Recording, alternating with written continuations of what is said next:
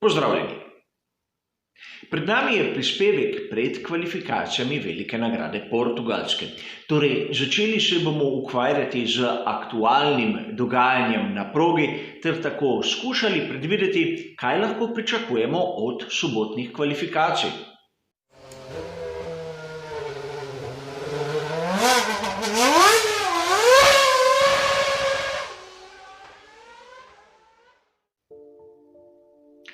Na začetku je potrebno, da se ustavim pri točki, na katero me je opozoril nekdo izmed vas. Namreč v uvodnem delu sem povedal, da proga v Portimao je izjemno podobna po karakteristikah tisti na Madžarskem. Namreč navajal sem vrednosti, ki jih daje Pirelli, a nekdo me je spomnil, da tiste vrednosti za Veliko nagrado Španije so bolj podobne vrednostim, ki jih je dal Pirelli za Veliko nagrado Portugalske, kot že prej omenjena Velika nagrada Madžarske. Sveda sam sem gledal malce bolj široko in verjetno preveč poenostavil zadeve. Seveda, da predstavitev ni preveč komplicirana. A vseeno, treba je razložiti in tu bom uporabil video, katerega so naredili pri ekipi Haas, tako da bomo videli na hitro posnet cel krog proge. Namreč proga v Portimao ima eno izjemno dolgo ravnino, dolga je 970 metrov in na tej ravnini je edina cona DRS. Nekaj, kar v Španiji nismo videli. In po drugi strani, če gledamo na progo izven tiste ravnine, vidimo serijo izjemno počasnih ovinkov. Tu bodo ekipe rabile tiste aerodinamične komplete, kateri zagotavljajo čim večji aerodinamični oprijem. In zaradi tega je bila tista primerjava med Madžarsko in seveda Portugalsko. Za razliko od tistega, kar smo videli v Španiji. Seveda, vrednosti, ki nam jih daje Pirelli, so le ena izmed smernic in lep primer, kako si lahko mi to predstavljamo, ne gre pa jim slepo zaupati. A pripomba je bila na mestu. Glede na videno na Veliki nagradi Eiffla, seveda tu v Portugalskem smo malce bolj pozorni na vreme. Napoved je sicer velevala, da bo sončno brez kakih velikih oblakov. No, tu lahko vidimo na posnetkih in fotografijah, da je kar obloženo nebo z oblaki, a vidimo tudi sonce. Lahko na asfaltu, na posnetku ste opazili tudi še sledove dežja, a videli smo, da nič resnega. Temperature so v tistih okvirih, katere sem napovedal, in videli bomo, kako se bodo stvari razvijale skozi celotni teden. Seveda, preden začnemo s tistimi tehničnimi novostmi, se moramo za trenutek ustaviti tudi pri elementih pogonskega sklopa. Na prvi tabeli je situacija po Veliki nagradi Eiffla. In tu na Veliki nagradi Portugalske smo videli kar nekaj sprememb, praktično preden se je začel prvi prosti trening.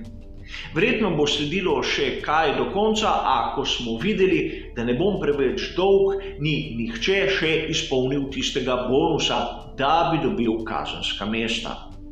A najbolj zanimiva menjava, da ne bom našteval vseh, je tista pri kontrolni elektroniki tovarniške ekipe Mercedes.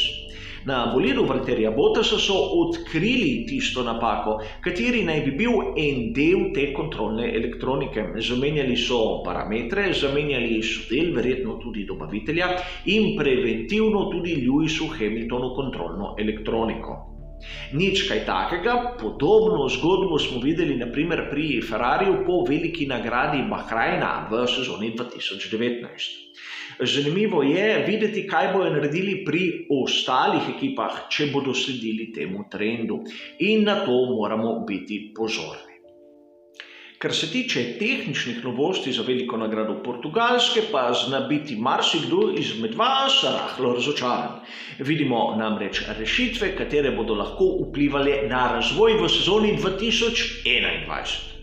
Začnimo najprej pri Ferrariju, kjer smo videli nov difuzor.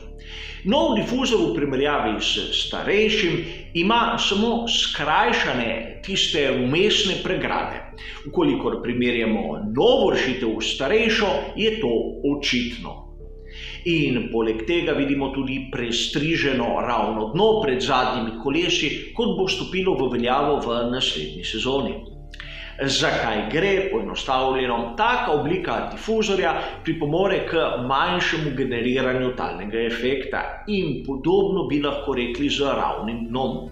Namreč to bo skrajšano prav v tistem kritičnem delu, kjer se ravno dno zviha navzdol pri konceh in tako pomaga zatesniti tisti del okrog difuzorja. In spomnil bi vas rad, da večina talnega efekta se generira prav v območju difuzorja. Govori se, da Ferrari SF1000 ima probleme prav na tem delu, zato so že malce bolj zgodaj začeli z preizkušanjem novih rešitev. In seveda videli bomo, kaj se bo iz tega izrodilo, a hotel bi vas samo potolažiti, ta rešitev bo uporabljena samo na prostem treningu. In seveda podobna zgodba pri tovarniški ekipi Mercedes, le da tu so uporabljali stare dele. Kolikor pogledamo te fotografije, bomo opazili, da brez nosnega konusa je Mercedes dvojni V11 malce drugačen. Seveda, vgradili so mu krmilni sistem prejšnjega Mercedesa dvojni V10. Brez sistema DAS, da smo si na jasnem. Namreč sedaj preizkušajo, kako se obnaša bolid brez tega sistema. Ne gre samo za delovanje samega sistema, katero premika stekalni kot pneumatik, seveda gre tudi za težo, katera je bistveno nižja brez tega sistema. In seveda zopet rešitev, katera bo samo uporabljena na prostem treningu. Zanimivost, ki smo videli na prvem prostem treningu, je bila pa poraba pneumatik. Namreč po večini so vozniki porabili komplet hard in komplet medium. A da ne boste zaskrbljeni, da strateško bo prišlo tudi do nekih čudnih izborov.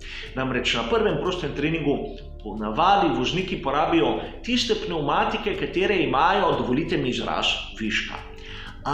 Tu je Pirelli spremenil tisto količino, ki jo vidimo ponavadi na ostalih dirkah. Namreč ekipe oziroma vozniki nimajo na voljo 2 seta hard, 3 sete medium in 8 setov soft, temveč 3 sete hard, 3 sete medium in 7 setov soft. Zato je nekako logično, da na prvem prostem treningu so ekipe izbrale, da so porabile tisti set hard pneumatik več in seveda enega medium. A tudi drugi prosti trening ni prinesel kakih konkretnih odgovorov na tisto, kar nas je zanimalo.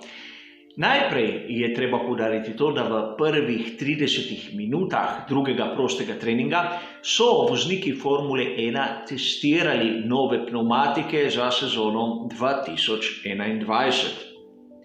Te pneumatike so se pokazale kot izdelek z izjemno slabim oprijemom in tudi videli smo izjemno visokimi časi. Verjetno je bila mešanica izjemno trda oziroma področje temperature delovanja je bilo izven tistega, kar so lahko dosegali na progi. Dokaz, Max Verstappen je dosegel s temi testnimi pneumatikami, kot vidite na fotografijah brez napisa, čas 21.575. Če ga primerjamo z najboljšim časom Valtterija Bottasa na drugem prostem treningu 1.17.940, nam je vse jasno. Mislim, da pri Pirelliju so testirali bolj novo konstrukcijo same pneumatike kot mešanico. A na drugem prostem treningu smo videli 2 zanimivi rdeči zastavi, zanimivi iz različnega zornega kota. Prvo je povzročil Pierre Gasly, ko se je njegov bolid Alfa Tauri dobesedno vnel. In zanimivo je zaporedje dogodkov, kako je do tega prišlo. Namreč prvo se mu je ugasnil pogonski sklop, govorimo o motorju z notranjim izgorevanjem. Hibridno električni del je še zmeraj deloval in ko se je ustavil na robu proge, smo videli plamene iz zadka, kjer lahko sklepamo, da se je vnelo ali gorivo ali motorno olje. In sam mislim, da kaka črpalka se ni izklopila, gorivo je začelo brizgati, padlo na kak razbeljen del in zato smo videli goreči bolid ekipe Alfa Tauri. Nekaj, kar ni pogosto v Formuli 1 in povzročilo je prvo rdečo zastavo in praktično prvo ustavitev že tako omejenega časa. Na to smo v nadaljevanju, ko so vozniki končali tisti turnus na srednji in trdi pnevmatiki, videli obnašanje, katero je malce nespremenljivo, vsaj za proste treninge. Namreč videli smo trk Maxa Verstappena in Lensa Strolla. In seveda tudi tu zaporedje dogodkov izjemno pomembno za razumevanje vsega dogajanja. Namreč najprej je Lance Stroll prehitel Maxa Verstappena in to ga je Max Verstappen hotel prehiteti nazaj. A na tisti dolgi ravnini, kot sem prej povedal, kmalu kilometrski, Max Verstappen ni bil sposoben prehiteti Lensa Strolla, postavil se je na notranjo stran ovinka, Lance Stroll je presekal praktično tisto linijo, po kateri je vozil Max in prišlo je do trčenja. Oba voznika pod preiskavo, a moje mnenje je, da na drugem prostem treningu se tega ne počne. Na dirki bi razumel, kolikor bi šlo za boj za mesto, a v tem primeru mislim, da še zdaleč. Otročje od enega in otročje od drugega, predvsem od Maxa Verstappena, bi pričakoval, da ima toliko v glavi, da bi malce spustil, kajti brez veze se je dajati za tako malenkost, kot je drugi prosti trening in kdo bo prvi šel v tisti zavoj. Seveda, to je zopet postavilo na glavo tisto, kar so imeli v ekipah načrtovano, tako da smo na koncu videli 8 minut, kjer so vozniki skušali dokončati svoje programe. Zadeva, katera je bila podobna tistemu, kar smo videli na veliki nagradi Eiffla, ko praktično ni bilo ne prvega, ne drugega prostega treninga. Verjetno bo večino dela opravljeno jutri na tretjem prostem treningu. In videli smo tudi, da na tem drugem prostem treningu kar nekaj voznikov je tisti najboljši čas opravilo na srednji in tudi na trdi pnevmatiki, kar nam pove, da niso opravili celotnega programa. A vseeno lahko povemo kar nekaj. Najprej, ne sme nas zavesti dober čas, ki ga je dosegel Ferrari, tako z Leclercem kot s Vettelom. Če pogledamo zaostanek, je ta gromozanski. Tudi mnoge druge ekipe, katere imajo potencial, ga tu na drugem prostem treningu niso pokazale, niso imele možnost pokazati zaradi teh prekinitev. Seveda, Red Bull z Maxom Verstappenom je tam konkurenčen in videli smo, da Lewisu Hamiltonu ni uspelo napraviti hitrega kroga, a ne dvomim, da bosta skupaj z Valtterijem Bottasom glavna pretendenta za prvo štartno vrsto. Seveda, videli smo na drugem prostem treningu Ferrarija takoj za prvimi tremi, a mislim, da na kvalifikacijah in to ne bo uspelo. Namreč, po mojem smatram, da vse ekipe so tudi malce hranile tiste pnevmatike soft za tretji prosti trening in predvsem za kvalifikacije, zato bomo lahko videli še kar občutno znižanje časov v jutrišnjem dnevu. Tako da lahko pričakujemo naprimer McLaren, Racing Point in tovarniško ekipo Renault, da bodo blizu tistemu, kar je pokazal Ferrari. A še zmeraj se moramo vprašati, če pri Ferrariju so popravili ritem, podobno kot smo videli na veliki nagradi Eiffla, kjer Charles Leclerc je na kvalifikacijah bil izjemno dober, a na dirki daleč od tega. Seveda, pred kvalifikacijami imamo še kar nekaj vprašanj, na katere sedaj ne znam dati odgovora, a mislim, da jutri po kvalifikacijah bo situacija malce bolj jasna. Z komentarjem v živo na Facebooku začnem ob 14:45, kjer bom v tistih prvih 15 minutah skušal razložiti vse novosti, katere so se zgodile od konca snemanja tega prispevka, seveda do začetka kvalifikacij. Skupaj si bomo pogledali kvalifikacije, kjer boste lahko tudi podali svoja videnja, svoje vprašanja, svoje komentarje.